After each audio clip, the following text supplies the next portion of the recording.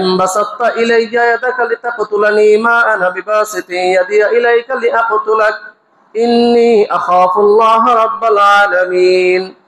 Line বাসাত্তা Ilaiah ইয়াদাকা, ও ভাই তুমি যদি তোমার হাতটা আমাকে হত্যা করার জন্য তোমার হাতটা আমার দিকে প্রসারিত করো, মানে তুমি যদি তোমার হাত দিয়ে আমাকে আঘাত করো আমাকে হত্যা করার জন্য, তো আমি তোমাকে হত্যা করার জন্য আমার হাত প্রসারিত করব না, আমি হাত বাড়াবো না, আমি ধৈর্য ধরবো।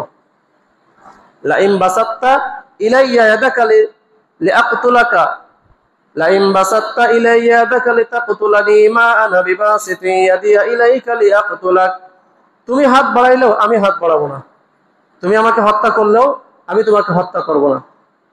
ইন্নী আখাফুল্লাহ রাব্বাল আলামিন, আমি বিশ্বজাহানের প্রতিপালক আল্লাহ তাআলাকে ভয় করি। আমি বিশ্বজাহানের যে মালিক আল্লাহ তাআলা, আমি তাকে ভয় করি। এজন্য তুমি আমাকে হত্যা করলেও আঘাত করলেও আমি তোমাকে হত্যা করব না, তোমাকে আঘাত করার জন্য আমার হাত বাড়াবো না। এখান থেকে কিন্তু আমাদের সবক নেওয়ার দরকার আছে, শিক্ষা নেওয়ার প্রয়োজন আছে। ইন্নী উরিদু আন তাবুআ বিইসমি ওয়া ইসমিকা ফাতাকুনা মিন আসহাবিন নার ওয়া যালিকা জাযাউয যালিমিন। হাবিলে বলে, ছোট ভাই বলে, ইন্নী উরিদু আন তাবুআ বিইসমি, আমি চাই যে তুমি যদি আমাকে হত্যা করার সিদ্ধান্ত নিয়েই ফেলো, চাচ্ছে কখন? প্রথমেই চাচ্ছে না। তুমি যদি প্রকৃত পক্ষেই আমাকে হত্যা করার সিদ্ধান্ত নিয়েই ফেলো, তো আমি চাই যে তুমি তো তোমার গুনাহ বহন করবে এবং আমাকে হত্যা করার যে গুনাহ এটাও বহন করবে, আমার যে গুনাহ সেটাও বহন করবে। ইন্নী উরিদু আন তাবুআ বিইসমি ওয়া ইসমিকা, আমার এবং তোমার উভয়ের গুনাহ তুমি বহন করবে। ফাতাকুনা মিন আসহাবিন নার, ফলে তুমি জাহান্নামীদের অন্তর্ভুক্ত হবে। যারা আমলনামায় গুনাহ থাকে সে কি হয়? জাহান্নামীদের অন্তর্ভুক্ত হয়। তো হাবিলে বলতেছে যে তুমি আমার এবং তোমার গুনাহ নিয়ে তুমি জাহান্নামীদের অন্তর্ভুক্ত হবে। ফাতাকুনা মিন আসহাবিন নার ওয়া যালিকা জাযাউয যালিমিন, আর এটা হলো যারা জালেম অত্যাচারী, এটাই তাদের পুরস্কার, এটাই তাদের প্রতিফল, এটাই তাদের কর্মফল। ফাতাওয়াত লাহু নাফসুহু ক্বাতলা আখিহি ফাকাতালাহু ফাআসবাহা মিনাল খাসিরিন। তো একদিন কাবিলের নফস কাবিলকে হত্যা করার জন্য উৎসাহিত করলো, তার ভাইকে হত্যা করার জন্য উৎসাহিত করলো এবং সে হত্যা করেও ফেললো। ফাআসবাহা মিনাল খাসিরিন, অতএব সে ক্ষতিগ্রস্ত ব্যক্তিদের অন্তর্ভুক্ত হয়ে গেল। ফাবাআসাল্লাহু গুরাবান ইয়াবহাসু ফিল আরদি লিয়ুরিয়াহু কাইফা ইওয়ারি সাওআতা আখিহি। কাবিল হাবিলকে হত্যা করার পর, যেহেতু দুনিয়াতে সর্বপ্রথম হত্যাকাণ্ড এটা, লাশ কি করে দাফন করতে হয় এটা তো আর কাবিলের জানা নাই। তো কাবিল হযরতে আদম আলাইহিস সালাতু ওয়াস সালাম এদিকে হজের সফরে চলে গেছেন, এই সময়টাই লাশ কাঁধে করে নিয়ে ঘুরতেছে। হাবিলের লাশ কি করতেছে? কাঁধে করে নিয়ে ঘুরছে। কি করবে? লাশ কি করবে? শেষমেশ আল্লাহ তাআলা কাবিলকে এটা বুঝাতে চান যে তুই কত বড় নির্বোধ, দেখ একটা কাকের যতটা বুদ্ধি আছে তোর সেই বুদ্ধিটা নাই। তো আল্লাহ তাআলা একটা কাককে পাঠান। ওই কাকটা একটা মৃত কাককে দাফন করার জন্য, দেখবেন পাখিদের মধ্যে একটা অভ্যাস আছে, পাখিরা যদি তার আরেকটা পাখিকে মৃত অবস্থায় দেখে তো পাখির উপরে কিচির মিচির শোরগোল করে। তো ওই কাকটাকে দাফন করার জন্য জীবিত কাকটা পা দিয়ে এবং ঠোঁট দিয়ে মাটি সরাচ্ছে। মাটি সরায় যখন একটা গর্ত হয়েছে, তখন ওই কাকটা মৃত কাককে ওই গর্তের মধ্যে ফেলে মাটি চাপা দিয়ে দেয়। তো এভাবে কবর দেওয়া শিখায়। এরপরে কাবিল আফসোস করে, হাই, একটা কাকের সমতুল্য বুদ্ধিও তোমার নাই। একটা কাক তার স্বজাতীয় ভাইকে কিভাবে কবর দেয়, কিভাবে দাফন করে, লাশটা কিভাবে সেরে রাখে, তুমি তো সেটাও পারো না। এরপরে ওই কাকের অনুসরণে কাবিল লাশটা দাফন করে। আলহামদুলিল্লাহ নাহমাদুহু ওয়া নাস্তাঈনুহু ওয়া নাস্তাগফিরুহু ওয়া নু'মিনু বিহি ওয়া নাতাওয়াক্কালু আলাইহি ওয়া নাউযু বিল্লাহি মিন শুরুরি আনফুসিনা ওয়া মিন সাইয়্যাতি আ'মালিনা من يهده الله فلا مضل له ومن يضلله فلا هادي له وأشهد أن لا إله إلا الله وحده لا شريك له وأشهد أن سيدنا ومولانا محمدا عبده ورسوله صلى الله عليه وعلى آله وأصحابه وبارك وسلم تسليما كثيرا كثيرا أما بعد فقد قال الله سبحانه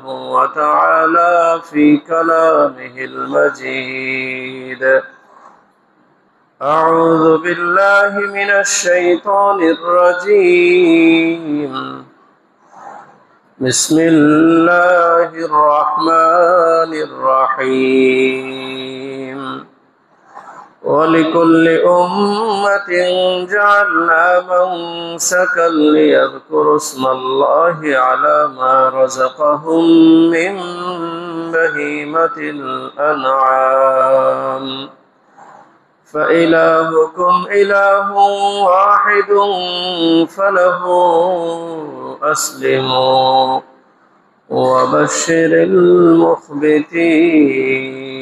المخبتين صدق الله العظيم. وعن عائشة رضي الله تعالى عنه أنه قال قال رسول الله صلى الله عليه وسلم ما عمل ابن آدم من عمل يوم النحر أحب إلى الله من إهراق الدم وإنه ليأتي يوم القيامة بقرونها وأشعارها وأزلافها وإن الدم ليقع من الله بمكان قبل أن يقع من الأرض فطيبوا بها نفسا أو كما قال النبي عليه الصلاة والسلام. আমরা সকলে দুরূদ শরীফ পাঠ করি। আল্লাহুম্মা সাল্লি আলা মুহাম্মাদ ওয়া আলা আলি মুহাম্মাদ কামা সাল্লাইতা আলা ইব্রাহিম ওয়া আলা আলি ইব্রাহিম ইন্নাকা হামিদুম মাজিদ। আল্লাহুম্মা বারিক আলা মুহাম্মাদ وعلى آل محمد كما باركت على إبراهيم وعلى آل إبراهيم إنك حميد مجيد. محترم حاضرین، اللہ تعالیٰ دربار شکریہ যে আল্লাহ তাআলা আমাদেরকে জুমার নামাজ আদায়ের উদ্দেশ্যে মসজিদে আসার তৌফিক দান করলেন। সে আল্লাহ তাআলার দরবারে শুকরিয়া আদায় করি আলহামদুলিল্লাহ। হজের মৌসুম চলতেছে, সামনে আবার আমাদের কুরবানির ঈদ। তো হজের মৌসুমে এবং কুরবানির ঈদে আমাদের উম্মতে মুহাম্মাদের জন্য কিছু আমল আছে, ফরজ, ওয়াজিব, সুন্নাত ইত্যাদি বেশ কয়েকটা আমল আমাদের জন্য আছে। তো আর কুরবানির অল্প কিছুদিন সময় বাকি আছে। এটা হলো জিলকদ মাসের 15 তারিখ আর জিলহজ মাসের 10 তারিখে ঈদ। ইংরেজি মাসের আগামী মাসের 17 তারিখে কুরবানির ঈদ। তো সেই হিসাবে ঈদের আর খুব বেশি সময় বাকি নেই, অল্প সময় বাকি আছে, 20-25 দিন সময় এরকম বাকি আছে। তো আমাদের সামনে যারা হজ করতে যাচ্ছে তারা তো হজের আমল করবে। আমরা যারা দেশে আছি আমাদের জন্য কিছু আমল আছে, তার মধ্যে অন্যতম একটা গুরুত্বপূর্ণ আমল হলো কুরবানির আমল। আল্লাহ তাআলা সূরা আল্লাহ তাআলা পবিত্র কোরআনের মধ্যে বলেন, ওয়ালিকুল্লি উম্মাতিন জাআলনা মানসাকাল লিয়াযকুরু ইসমাল্লাহি আলা মা রাযাকাহুম মিন বাহিমাতিল আনআম ওয়ালিকুল্লি উম্মাতিন জাআলনা মানসাকা, যে আমি আল্লাহ তাআলা প্রত্যেক সম্প্রদায়ের জন্য, প্রত্যেক উম্মতের জন্য কুরবানির নিয়ম চালু করে দিয়েছি। আল্লাহ তাআলা বলছেন, আমি আল্লাহ তাআলা প্রত্যেক উম্মতের জন্য কুরবানির নিয়ম চালু করে দিয়েছি। লিয়াযকুরু ইসমাল্লাহি আলা মা রাযাকাহুম মিন বাহিমাতিল আনআম, যাতে করে তাদেরকে উপজীবিকা হিসাবে আল্লাহ তাআলা যে চতুষ্পদ প্রাণী দিয়েছেন, জন্তু দিয়েছেন, তার উপরে আল্লাহর নাম উচ্চারণ করতে পারে, উচ্চারণ করে। আল্লাহ যে মানুষকে জীবিকা হিসেবে চতুষ্পদ প্রাণী দিয়েছেন, এই চতুষ্পদ প্রাণীর উপরে আল্লাহর নাম উচ্চারণ করে। এজন্য আল্লাহ তাআলা কি করেছেন? কুরবানির প্রথা, কুরবানির নিয়ম চালু করে দিয়েছেন। ফাইলাহুকুম ইলাহু ওয়াহিদ ফালাহু আসলিমু, তোমাদের মাবুদ, ফাইলাহুকুম ইলাহু ওয়াহিদ, সুতরাং তোমাদের মাবুদ একমাত্র আল্লাহ, একজন। ইলাহুকুম ইলাহু ওয়াহিদ, তোমাদের মাবুদ এক আল্লাহ। ফালাহু আসলিমু, তার কাছে পূর্ণভাবে আত্মসমর্পণ করো। অবাশশিরিল মুখবিতিন, আর বিনয়কারী, বিনয় অবনত যারা, এই বিনয় অবনতদের জন্য সুসংবাদ, তাদেরকে সুসংবাদ প্রদান করো। তো আল্লাহ তাআলা বলছেন যে আমি কুরবানির প্রথা, কুরবানির নিয়ম চালু করে দিয়েছি প্রত্যেক উম্মতের জন্য। ওয়ালিকুল্লি উম্মাতিন জাআলনা মানসাকাল লিয়াযকুরু ইসমাল্লাহ, প্রত্যেক উম্মতের জন্যই আল্লাহ তাআলা কুরবানির নিয়মকে চালু করে দিয়েছেন। বিশ্বনবী সাল্লাল্লাহু আলাইহি ওয়াসাল্লামকে সাহাবায়ে কেরাম জিজ্ঞাসা করলেন, ইয়া রাসূলুল্লাহ মা হাযিহিল আযাহি, ইয়া রাসূলুল্লাহ এই কুরবানি কি জিনিস? ক্বালা সুন্নাতা আবিকুম ইব্রাহিম, আল্লাহর নবী সাল্লাল্লাহু আলাইহি ওয়াসাল্লাম বললেন যে এই কুরবানি তোমাদের পিতা, জাতির পিতা ইব্রাহিম আলাইহিস সালাতু ওয়াস সালামের সুন্নাত। ফামা লানা ফিহা ইয়া রাসূলুল্লাহ, এই কুরবানির মধ্যে আমাদের জন্য কি রয়েছে? লিকুল্লি শাআরাতিন হাসানা, আল্লাহ নবী বললেন যে প্রত্যেকটা চুলের পরিবর্তে এক একটা করে সওয়াব পাবে তোমরা। সাহাবায়ে কেরাম বললেন, ফাসসুফু ইয়া রাসূলুল্লাহ, যদি পশম হয় তো পশমের ক্ষেত্রে, কারণ পশু তো একটা আছে চুল আর একটা আছে পশম। ছাগলের পশমগুলি, মানে ছাগলের পশম লোম যেগুলি, সেগুলি আপনার মোটা মোটা হয়, পরিমাণে কম হয়। কিন্তু ভেড়া, দুম্বা এর পশম তো অনেক বেশি হয়, পরিমাণে অনেক বেশি না? সাহাবায়ে কেরাম জিজ্ঞাসা করতেছে, ইয়া রাসূলুল্লাহ ফাসসুফ, পশমের ব্যাপারে কি হবে? আল্লাহ নবী সাল্লাল্লাহু আলাইহি ওয়াসাল্লাম বললেন, প্রত্যেক পশমের বিনিময়েও একটা করে সওয়াব পাওয়া যাবে। বিকুল্লি শাআরাতিন মিনাস সুফি হাসানা, যে প্রত্যেক পশমের বিনিময়েও একটা করে সওয়াব পাওয়া যাবে। সুবহানাল্লাহ। অন্যদিকে হযরত আয়েশা রাদিয়াল্লাহু তাআলা আনহা থেকে একটা হাদিস বর্ণিত আছে, আয়েশা রাদিয়াল্লাহু তাআলা আনহা আন্নাহু قال رسول الله صلى الله عليه وسلم ما عمل ابن آدم من عمل يوم النحر أحب إلى الله من إحراق الدم, যে কুরবানির দিনে বনি আদমের সবচেয়ে দামি আমল হলো কুরবানির পশুর রক্ত প্রবাহিত করা। বনি আদম কুরবানির দিনে যত ইবাদত করে, সমস্ত ইবাদতের মধ্যে আল্লাহর কাছে সবচেয়ে প্রিয় আমল হলো কুরবানির জন্তুর রক্ত প্রবাহিত করা। وَإِنَّهُ لَيَأْتِي يَوْمَ الْقِيَامَةِ بِقُرُونِهَا وَأَشْعَارِهَا وَأَظْلَافِهَا। আর কিয়ামতের দিন এই পশুগুলি তাদের শিং, তাদের পশম এবং তাদের খুর এগুলি নিয়ে আল্লাহর দরবারে উপস্থিত হবে। এই কুরবানির জন্তু তাদের শিং, পশম এবং কি খুর, পায়ের খুর এগুলি নিয়ে আল্লাহর দরবারে উপস্থিত হবে। وَإِنَّ الدَّمَ لَا يَقَعُ مِنَ اللَّهِ بِمَكَانٍ قَبْلَ أَن يَقَعَ مِنَ الْأَرْضِ। আর কুরবানির দিনে কুরবানির জন্তুর রক্ত জমিনে পড়ার আগেই আল্লাহ তাআলা এই কুরবানিকে কবুল করে নেন। সুবহানাল্লাহ।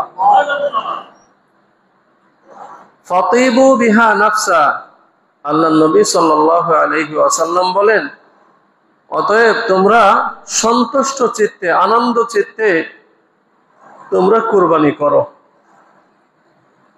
তো বোঝা গেল কুরবানি আল্লাহ তাআলা কুরবানি করতে আদেশ করেছেন। আল্লাহর নবী সাল্লাল্লাহু আলাইহি ওয়াসাল্লাম কুরবানির কথা বলতে গিয়ে বলেন, কুরবানি ইব্রাহিম আলাইহিস সালাতু ওয়াস সালামের সুন্নাত এবং কুরবানি করলে কি ফজিলাত, এগুলি আল্লাহর নবী সাল্লাল্লাহু আলাইহি ওয়াসাল্লাম বললেন। আল্লাহর নবী সাল্লাল্লাহু আলাইহি ওয়াসাল্লাম কি কোনোদিন কুরবানি করেছেন? তো আল্লাহর নবী সাল্লাল্লাহু আলাইহি ওয়াসাল্লাম তিনি মদিনায় 10 বছর আকামা রাসূলুল্লাহ সাল্লাল্লাহু আলাইহি ওয়াসাল্লাম ফিল মদিনাতে 10 সিনিন, 10 বছর মদিনায় অবস্থান করেছেন। এই 10 বছরই আল্লাহর নবী সাল্লাল্লাহু আলাইহি ওয়াসাল্লাম কুরবানি করেছেন। 10 বছর আল্লাহর নবী সাল্লাল্লাহু আলাইহি ওয়াসাল্লাম কুরবানি করেছেন। শেষ বছর বিদায় হজে আল্লাহর নবী সাল্লাল্লাহু আলাইহি ওয়াসাল্লাম 100 উট কুরবানি করেছেন। কত উট?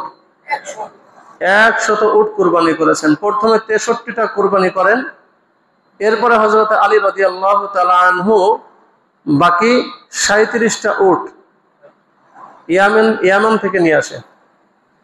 ইয়ামানি উট যখন আলী রাদিয়াল্লাহু তাআলা আনহু নিয়ে আসে, তার ভিতরে আবু জাহেলেরও একটা ছিল, নাকে রূপার একটা রিং পরানো ছিল। তো ওটা মূলত আবু জাহেলের এক সময় মালিকানায় ছিল, আবু জাহেলের এক সময় ছিল, কিন্তু পরবর্তীতে মালিকানা পরিবর্তন হয়। তো আল্লাহ নবী সাল্লাল্লাহু আলাইহি ওয়াসাল্লাম ওখান থেকে আবার 37টা উট নিয়ে টোটালে 100টা কুরবানি করেন শেষ বছরে। নিজের জীবনের প্রত্যেক বছরের জন্য এক একটা কুরবানি করে ফেলেন। একদা হযরত আয়েশা রাদিয়াল্লাহু তাআলা আনহাকে বলেন, আয়েশা একটা ছুরি নিয়ে আসো, ছুরিটা পাথরে ধার দাও। ওদিকে বলেন যে একটা কালো ছাগল নিয়ে আসো, কালো ছাগল, সম্পূর্ণ কালো। ওটাকে আল্লাহ নবী সাল্লাল্লাহু আলাইহি ওয়াসাল্লাম কুরবানি করেন এবং আল্লাহর কাছে দোয়া করেন, আল্লাহুম্মা তাকাব্বাল মিন মুহাম্মদ ওয়া আলি মুহাম্মদ ওয়া মিন উম্মতি মুহাম্মদ। আল্লাহ তুমি এটাকে মুহাম্মদ সাল্লাল্লাহু আলাইহি ওয়াসাল্লামের পক্ষ থেকে কুরবানি, এটাকে কবুল করো। মুহাম্মদ সাল্লাল্লাহু আলাইহি ওয়াসাল্লামের পরিবার পরিজনের, আহাল পরিবারের পক্ষ থেকে তুমি এটাকে কবুল করো। এটা উম্মতে মুহাম্মাদি, মুহাম্মদ সাল্লাল্লাহু আলাইহি ওয়াসাল্লামের উম্মতের পক্ষ থেকে তুমি এটাকে কবুল করো। তো আল্লাহর নবী সাল্লাল্লাহু আলাইহি ওয়াসাল্লাম শুধু যে নিজের জন্য কুরবানি করছেন তা না, নিজের পরিবার এবং সমস্ত উম্মতে মুহাম্মাদের জন্য পক্ষ থেকে আল্লাহ তাআলা কুরবানি করছেন। আল্লাহ নবী সাল্লাল্লাহু আলাইহি ওয়াসাল্লাম, আল্লাহ নবী সাল্লাল্লাহু আলাইহি ওয়াসাল্লাম তার উম্মতের পক্ষ থেকেও কি করছেন? কুরবানি করেছেন। সামর্থ্য অনুযায়ী করেছেন। তিনি তো একা ছিলেন, তার একার পক্ষ থেকে তো আর এত কোটি কোটি মানুষের পক্ষ থেকে এক একটা করে কুরবানি করা সম্ভব না। আল্লাহ নবী সাল্লাল্লাহু আলাইহি ওয়াসাল্লাম যে একটা কুরবানি করেছেন তার উম্মতে মুহাম্মাদের জন্য, তার উম্মতের জন্য, তাই তো যথেষ্ট, তাই না? হযরতে আলী রাদিয়াল্লাহু তাআলা আনহু বলছেন যে ইন্নামা তাকাব্বালুল্লাহু মিনাল মুত্তাকিন আয়াতের ব্যাখ্যায় যে বলতেছেন যে আল্লাহ তাআলা যদি আমার এক ওয়াক্ত নামাজ কবুল করে নেন, আর হযরত আবু দারদা রাদিয়াল্লাহু তাআলা আনহু, আর তার বিনিময়ে আল্লাহ তাআলা আমার এক ওয়াক্ত নামাজ কবুল করে নেবেন, আর এর বিনিময়ে মানে এর পরিবর্তে হয় এক ওয়াক্ত নামাজ কবুল করবেন, না হয় সমস্ত পৃথিবীটাকে স্বর্ণে রূপান্তরিত করে আমাকে দিবেন। তো আমি আবু দারদা সমস্ত পৃথিবীর স্বর্ণ হওয়ার থেকে আমি আবু দারদা এক ওয়াক্ত নামাজ কবুল হয়েছে এটাকেই পছন্দ করব, কারণ ওই এক ওয়াক্ত নামাজের বিনিময়ে অনন্ত অসীমকালের আমার শান্তির ফয়সালা হবে। তো আল্লাহ যে বললেন ওয়ালিকুল্লি উম্মাতিন জাআলনা মানসাকা, আল্লাহ তাআলা সমস্ত উম্মতের জন্য কুরবানির নিয়ম চালু করেছেন। তো আসলে আমাদের পূর্বে অন্য কোন নবী কি কুরবানি করেছেন কিনা, বা অন্য কোন নবীর যুগে কুরবানির প্রথা ছিল কিনা? তো কোরআনের দিকে তাকাইলে দেখা যায় সূরা মায়েদার মধ্যে কুরবানির কথা আছে, সূরা সফফাতের মধ্যে কুরবানির কথা আছে, তারপরে সূরা হিজরের মধ্যে কুরবানির কথা আছে। তো আল্লাহ তাআলা দুই জায়গায় কুরবানির ইতিহাস সংক্রান্ত কথা বলেছেন। তারপর সূরাতুল কাউসারের মধ্যে কুরবানির কথা আছে। তো দুই জায়গাতে আল্লাহ তাআলা কুরবানির বিধান আলোচনা করেছেন, আর দুই জায়গাতে আল্লাহ তাআলা কুরবানির ইতিহাস সম্পর্কে আলোচনা করেছেন। সূরা হিজরের মধ্যে যে ওয়ালিকুল্লি উম্মাতিন জাআলনা মানসাকাল লিয়াযকুরু ইসমাল্লাহ যে আয়াতটা তেলাওয়াত করেছি, আর সূরা কাউসারের মধ্যে আল্লাহ তাআলা বলেছেন ফাসাল্লি লিরাব্বিকা ওয়ানহার, এই দুই জায়গা কুরবানির আদেশ করতেছেন। আর সূরা মায়েদা আর সূরা সফফাত এই দুই জায়গায় আল্লাহ তাআলা কুরবানির কিছু ইতিহাস নিয়ে আলোচনা করছেন। মনে রাখবেন কোরআনের মধ্যে যত ইতিহাস ঘটনা আলোচনা হয়েছে সবগুলি মানুষের, বিশেষ করে উম্মতে মুহাম্মাদের জন্য উপদেশ, নসিহাত, ওয়াজ, যাতে উম্মতে মুহাম্মাদি এগুলি থেকে সবক নিয়ে, এগুলি থেকে শিক্ষা নিয়ে নিজের জীবনে বাস্তবায়ন করতে পারে। তো সর্বপ্রথম পৃথিবীতে কুরবানি কারা করে? কোরআনের দিকে তাকাইলে দেখা যায় সূরা মায়েদার মধ্যে আল্লাহ তাআলা বলছেন ওয়াতলু আলাইহিম নাবা আবনাই আদম বিল হক إذ قربا قربانا فتقبل من أحدهما ولم يتقبل من الآخر قال لأقتلنك قال إنما يتقبل الله من المتقين। আল্লাহ তাআলা হযরত মুহাম্মদ সাল্লাল্লাহু আলাইহি ওয়াসাল্লামকে বলছেন, হে নবী, আপনি সত্যভাবে, সঠিকভাবে বনি আদম আলাইহিস সালাতু ওয়াস সালামের দুই পুত্রের ঘটনা বর্ণনা করেন। সঠিকভাবে আদম আলাইহিস সালাতু ওয়াস সালামের দুই পুত্রের ঘটনাগুলি বর্ণনা করেন। এখানে আমরা একটা জিনিস খেয়াল রাখবো, যদি কখনো আমরা কোনো ইতিহাস ঘটনা বর্ণনা করতে যাই তো সঠিকভাবে বিচক্ষণতার সাথে সুন্দরভাবে যতটুকু সঠিক ততটুকুই বলবো, এর থেকে বাড়াই তো বলা যাবেই না, কমানোও যাবে না। আমরা অনেক সময় রং মানে একটু ঘটনাটা শুনে সকলে মুগ্ধ হোক এই জাতীয় চিন্তা করে কম বেশি করে বলে ফেলি আমরা কখনো। তো এগুলো পরিহার করা। আল্লাহ তাআলা কোরআনের মধ্যে বেশ কয়েক জায়গায় যেখানে ঘটনা বর্ণনা করার কথা বলেছে সেখানে বিল হক শব্দটা আল্লাহ তাআলা মানে সঠিকভাবে বর্ণনা করেন, এই কথাটা আল্লাহ তাআলা কয়েক জায়গায় উল্লেখ করেছেন। তো আদম আলাইহিস সালাতু ওয়াস সালামের দুই পুত্রের ঘটনা কি ছিল? ঘটনাটা ছিল এমন, কুরআনে বলছে ইয ক্বাররাবা কুরবানান ফাতুকবিলা মিন আহাদিহিমা ওয়া লাম ইউতাকাব্বাল মিনাল আখার, যখন তারা দুজন কুরবানি করে আল্লাহ তাআলা একজনেরটা গ্রহণ করে আর একজনেরটা গ্রহণ করেন না। দুইজনে কুরবানি করে, একজনেরটা গ্রহণ করে আর একজনেরটা গ্রহণ করেন না। তো কুরবানি কি ছিল? হযরতে আদম আলাইহিস সালাতু ওয়াস সালামের সন্তান হতো জোড়ায় জোড়ায়। মা হাওয়ার থেকে, গর্ভ থেকে যে সন্তান জন্ম নিত জোড়ায় জোড়ায় সন্তান জন্মগ্রহণ করত, একটা ছেলে একটা মেয়ে, এক গর্ভে দুইটা করে সন্তান হতো। তো মানুষ তো আল্লাহ তাআলার ইচ্ছা হলো দুনিয়াতে মানুষ বৃদ্ধি করবেন। তো মানুষ বৃদ্ধি হতে গেলে বৈধ পন্থা হলো বিবাহ। বিবাহের মাধ্যমে মানুষ বৃদ্ধি পায় এবং বিবাহের যত উপকারিতার দিক, মানে বিবাহের যত উদ্দেশ্য আছে তার মধ্যে অন্যতম উদ্দেশ্য হলো আল্লাহর বান্দা নবীর উম্মত দুনিয়াতে বৃদ্ধি করা। এজন্য বিবাহ করার সময় পুরুষদেরকে বলা হয়েছে তোমরা ওই সমস্ত নারীদেরকে বিবাহ করো যারা অধিক পরিমাণে সন্তান জন্ম দেয়, তাদেরকে বিবাহ করো।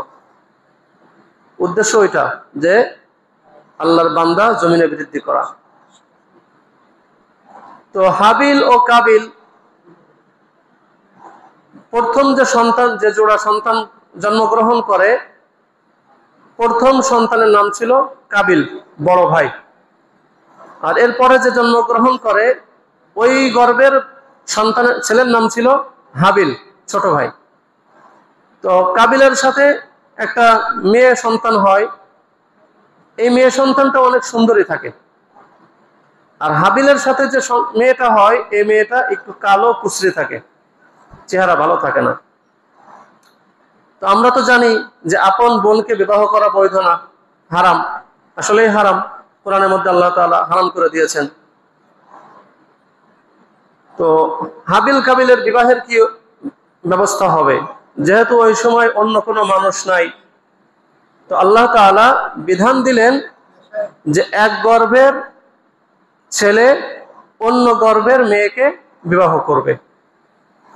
মানে যে দুইজন একসাথে হয়েছে, এক গর্ভে হয়েছে, ওই দুইজন একে অপরকে বিবাহ করতে পারবে না। তাহলে সে মতে কথা দাঁড়ায় হলো যে হাবিল কাবিলের সাথে যে বোন হয়েছে ওটাকে বিবাহ করবে, আর কাবিল হাবিলের সাথে যে বোন হয়েছে যমজ, ওটাকে বিবাহ করবে। তো যখন বিবাহের উপযুক্ত বয়স হয়, হযরত আদম আলাইহিস সালাতু ওয়াস সালাম তাদের বিবাহের কথা শুনিয়ে দেন যে কাবিল তুমি বিবাহ করবা হাবিলের বোনকে, হাবিলের যমজ বোনকে, আর হাবিল তুমি বিবাহ করবা কাবিলের যমজ বোনকে। তো হাবিল ছোট ভাই, কাবিল বড় ভাই। কাবিল দ্বিমত জানায়, না এটা হবে না, আমার বোন সুশ্রী, সুশ্রী বোন থেকে সুন্দরী বোন রেখে আমি কেন কালো মেয়ে বিবাহ করব? বিবাহ করতে রাজি হয় না। তো আদম আলাইহিস সালাতু ওয়াস সালাম বলে ঠিক আছে, তোমরা এক কাজ করো, যেহেতু মীমাংসা প্রয়োজন, তো আমার কথা যেহেতু তোমাদের পছন্দ হচ্ছে না, আল্লাহর বিধানও পছন্দ হচ্ছে না, তাহলে এক কাজ করো, তোমরা দুজনে কুরবানি করো। যার কুরবানি কবুল হবে সে কাবিলের সুন্দরী বোনকে বিবাহ করবে। তো এই কথা অনুযায়ী দুজন রাজি হয়ে যায়। তো হাবিল দুম্বা চড়াইতো আর কাবিল শস্য উৎপাদন করত, ক্ষেত খামার করত।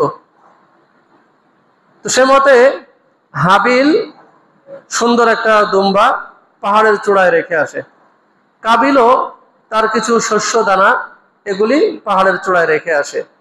তখনকার যুগে কুরবানি কবুল হওয়ার একটা নিদর্শন ছিল এটা, যে যার কুরবানি কবুল হতো তারটা একটা আগুন এসে জ্বালায় ভস্ম করে ফেলতো, আগুনে ওটাকে জ্বালায় ভস্ম করে ফেলতো। আর এর অর্থ ছিল যে তার কুরবানিটা কবুল হয়েছে। তো দুজন যখন রেখে আসে, তো হাবিলের যে দুম্বা এটাকে আগুনে জ্বালায় ভস্ম করে ফেলে। তো এর দ্বারা বোঝা যায় যে হাবিলের কুরবানিটা কবুল হয়েছে। যখন হাবিলের কুরবানি কবুল হয়ে যায়, তখন কাবিলের ভিতরে হিংসা কাজ করে। দেখেন না, আমাদের যখন একই মায়ের দুই সন্তান, একজন ভালো করে পড়ালেখা করে অথবা ব্যবসা বাণিজ্য করে পরিশ্রম করে যখন অর্থ উপার্জন করে একটু সুখে জীবনযাপন করা শুরু করছে, আর এক ভাইয়ের এটা পছন্দ হয় না, ভাইয়ের পছন্দ হলেও ভাইয়ের বোর পছন্দ হয় না, ইত্যাদি যে কোনো ভাবে হিংসা শুরু করে দেয়। হিংসা শুরু করে ওটাকে নষ্ট করবে কিভাবে সেই ফিকিরে লেগে যায়। অনেক সময় দেখা যায় একই ক্লাসে পড়ে, একজন ছেলে খুব ভালো রেজাল্ট করে, তো অন্যদের এটা পছন্দ হয় না। পছন্দ না হওয়ার ফলে কি করে, পরীক্ষার সময় বই সেরে রাখে অথবা ওকে যে কোনো ভাবে ক্ষতি করার চেষ্টা করে। ও যাতে পড়তে না পারে, পড়ালেখা যেন ভালো না হয়, পরীক্ষার রেজাল্টও যেন ভালো না করতে পারে, এই হিংসা করে। তো একজনের সম্মান দেখে, একজনের ভালো দেখে হিংসা করা, এটা শরীয়তে সম্পূর্ণ নাজেজ, এটা বৈধ না। এটা কি না? বৈধ না। সর্বপ্রথম হিংসার রোগে আক্রান্ত হয় কাবিল, বড় ভাই। হিংসার রোগে আক্রান্ত কে হয়?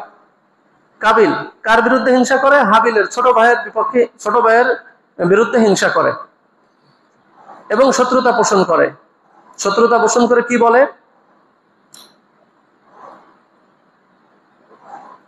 ক্বালা লাআকতুলান্নাকা, ক্বালা লাআকতুলান্নাকা, যে আল্লাহ তো তোমার কুরবানি কবুল করেছে, আমারটা কবুল করে নাই, তো আমি তোমাকেই দুনিয়ার থেকে সরাই দেব, তোমাকে দুনিয়ায় রাখবো না, শেষ করে ফেলবো। আচ্ছা, এমন হিংসা আমাদের সমাজে কেউ করে কি করে না? করে না? একজন বড় হয়ে গেছে, দাঁড়াও তোমাকে দেখতেছি, একেবারে শেষ করে ফেলবো, তোমাকে কিচ্ছু রাখবো না। তো কাবিল এই হিংসা করে হুমকি দেয়, প্রকাশ্যে ভাইকে হুমকি দেয় যে লাআকতুলান্নাকা, যে আমি তোমাকে হত্যা করে ফেলবো। তো হাবিল বুঝে ফেলে যে কেন আমাকে হত্যা করতে চাচ্ছে। তো হাবিল বলে যে ভাই, তুমি তো হিংসা করতেছো, আল্লাহ আমার কুরবানি কবুল করছে, তোমারটা করে নাই, এই জন্য তুমি তো হিংসা করতেছো।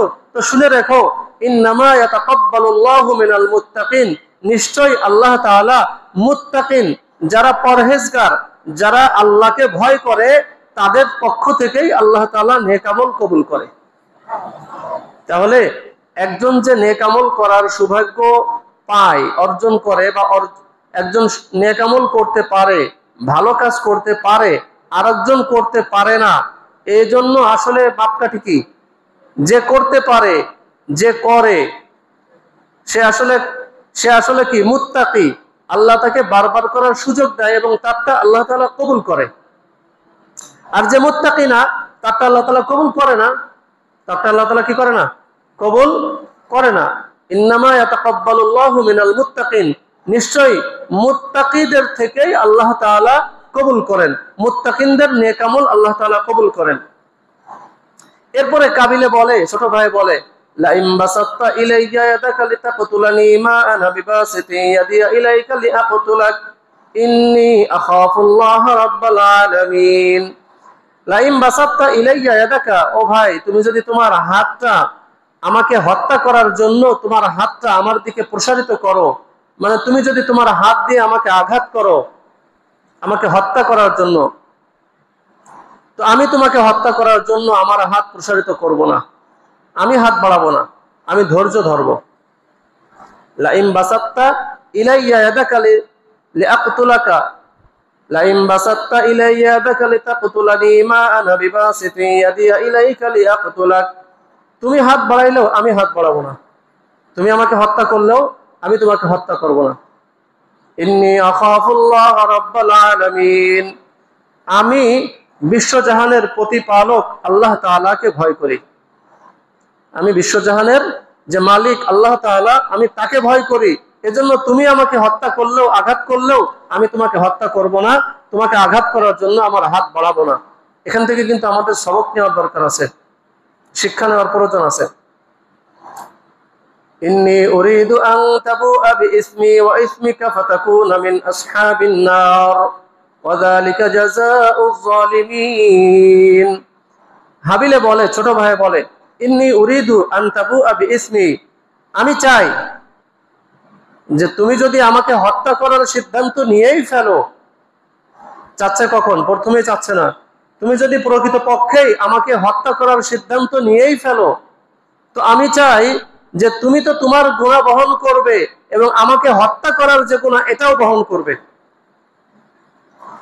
আমার যে গুনাহ সেটাও বহন করবে। ইন্নী উরিদু আন তাবুআ বিইসমি ওয়া ইসমিকা, আমার এবং তোমার উভয়ের গুনাহ তুমি বহন করবে। ফাতাকুনা মিন আসহাবিন নার, ফলে তুমি জাহান্নামীদের অন্তর্ভুক্ত হবে। যারা মূল্যময় গুনাহ থাকে সে কি হয়? জাহান্নামীদের অন্তর্ভুক্ত হয়। তো হাবিলে বলতেছে যে তুমি আমার এবং তোমার গুনাহ নিয়ে তুমি জাহান্নামীদের অন্তর্ভুক্ত হবে। ফাতাকুনা মিন আসহাবিন নার ওয়া যালিকা জাযাউয যালিমিন, আর এটা হলো যারা জালেম, অত্যাচারী, এটাই তাদের পুরস্কার, এটাই তাদের প্রতিফল, এটাই তাদের কর্মফল। فطوعت له نفسه قتل أخيه فقتله فأصبح من الخاسرين। তো একদিন কাবিলের নফস কাবিলকে হত্যা করার জন্য উৎসাহিত করলো, তার ভাইকে হত্যা করার জন্য উৎসাহিত করলো এবং সে হত্যা করেও ফেললো। ফাসবাহা মিনাল খাসিরিন, অতএব সে ক্ষতিগ্রস্ত ব্যক্তিদের অন্তর্ভুক্ত হয়ে গেল। ফাবাআসাল্লাহু গুরাবান ইয়াবহাসু ফিল আরদি লিয়ুরিয়াহু কাইফা ইওয়ারি সাওআতা আখিহি। কাবিল হাবিলকে হত্যা করার পর, যেহেতু দুনিয়াতে সর্বপ্রথম হত্যাকাণ্ড এটা, লাশ কি করে দাফন করতে হয় এটা তো আর কাবিলের জানা নাই। তো কাবিল হযরতে আদম আলাইহিস সালাতু ওয়াস সালাম এদিকে হজের সফরে চলে গেছেন। এই সময়টাই লাশ কাঁধে করে নিয়ে ঘুরতেছে, হাবিলের লাশ কি করতেছে, কাঁধে করে নিয়ে ঘুরছে। কি করবে, লাশ কি করবে? শেষমেশ আল্লাহ তাআলা কাবিলকে এটা বুঝাতে চান যে তুই কত বড় নির্বোধ, দেখ একটা কাকের যতটা বুদ্ধি আছে তোর সেই বুদ্ধিটা নাই। তো আল্লাহ তাআলা একটা কাককে পাঠান। ওই কাকটা একটা মৃত কাককে দাফন করার জন্য, দেখবেন পাখিদের মধ্যে একটা অভ্যাস আছে, পাখিরা যদি তার আরেকটা পাখিকে মৃত অবস্থায় দেখে তো পাখির উপরে কিচিরমিচির শোরগোল করে। তো ওই কাকটাকে দাফন করার জন্য জীবিত কাকটা পা দিয়ে এবং ঠোঁট দিয়ে মাটি সরাচ্ছে।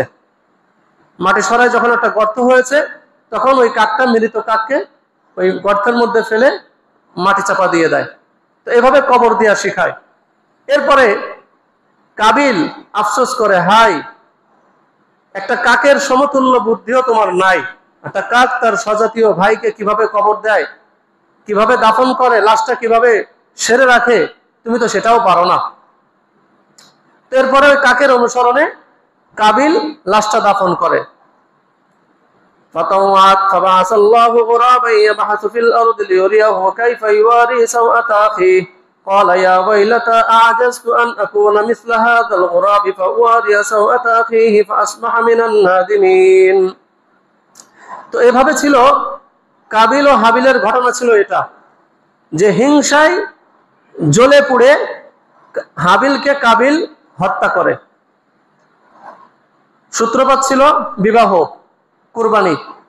তো দেখা গেল কুরবানি আমাদের আগে সর্বপ্রথম যিনি নবী ছিলেন তার যে দুই পুত্র ছিল, ওই দুই পুত্রের কুরবানির কথা উল্লেখ রয়েছে। এবং হযরত আদম আলাইহিস সালাতু ওয়াস সালামের জামানায় কুরবানির প্রথা ছিল। নবী করিম সাল্লাল্লাহু আলাইহি ওয়াসাল্লাম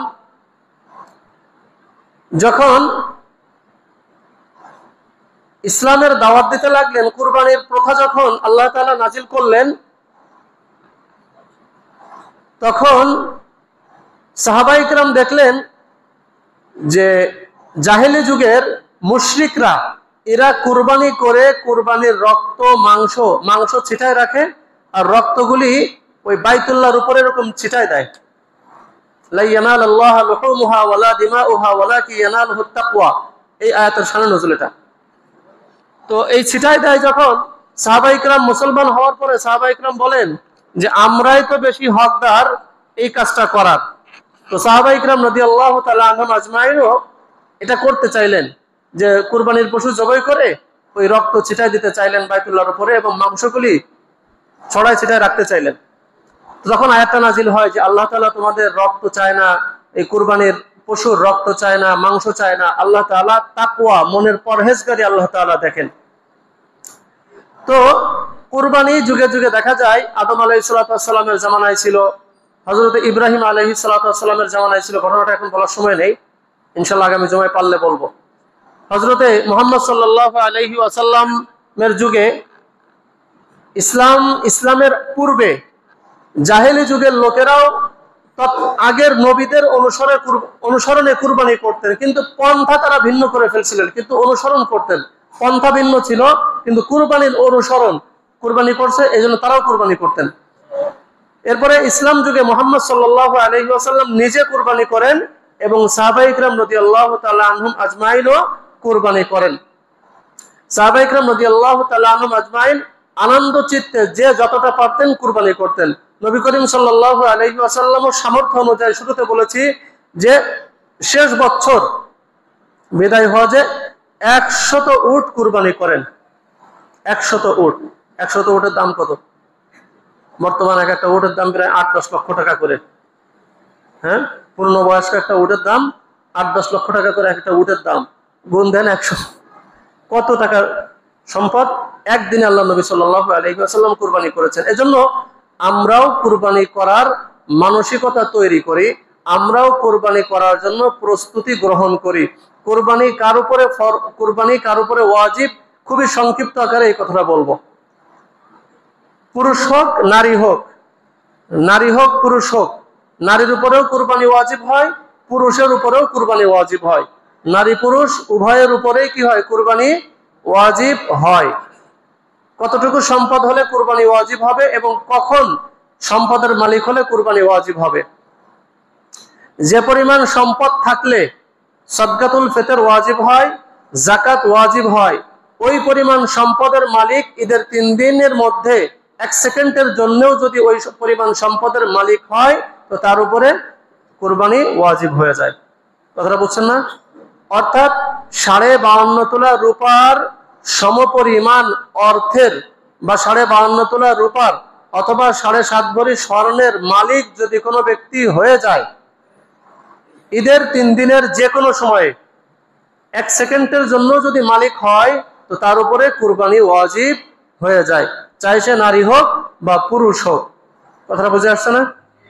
52.5 তোলা, 7.5 তোলা এর ব্যাখ্যা আগে পরে অনেকবার দিয়েছে, আপনাদের হয়তো মুখস্থ আছে। তো ঈদের 3 দিনে যদি কোনো ব্যক্তি 52.5 তোলা রূপা, এক কথায় নিসাব পরিমাণ মালের মালিক যদি হয়ে যায়, তার উপরে কুরবানি ওয়াজিব হয়ে যাবে। যাকাতের জন্য 1 বছর সম্পদ গচ্ছিত রাখা শর্ত ছিল, কিন্তু কুরবানির জন্য 1 বছর সম্পদ গচ্ছিত রাখা শর্ত না। মালিক হলেই কুরবানি ওয়াজিব হয়ে যাবে। এই মালিক হওয়ার সাথে সাথেই কুরবানি ওয়াজিব হয়ে যাবে, যদিও সেটা 1 সেকেন্ডের জন্য স্থায়িত্ব হয়। কথাটা বুঝতে পারছেন? 1 সেকেন্ডের জন্য যদি স্থায়িত্ব হয়, তারপরেও কি হয়ে যাবে? কুরবানি ওয়াজিব হয়ে যাবে। আল্লাহ তাআলা আমাদের সকলকে কুরবানির মাসআলাগুলি